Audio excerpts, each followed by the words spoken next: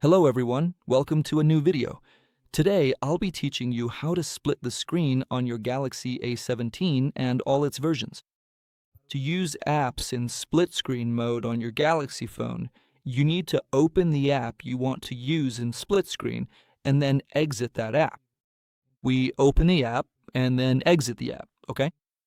Now you're going to click this button here and all the apps running in the background will appear. You will tap and hold the app's icon. No, sorry. You just need to tap here once and then select the split screen option, okay? After clicking on the first app and choosing the split screen option, now you'll look for another app here. For example, I'll click on YouTube and now we have two apps in split screen on your phone. To close these split screens, just click here, drag up, and the screens will close, okay? So I can click here again, select the split screen option, and then I can tap and look for another app on my phone. So that's it for today's video. I hope I was able to help. If I helped you, don't forget to hit the like button, leave your comment below, and if you can, subscribe to the channel for more videos.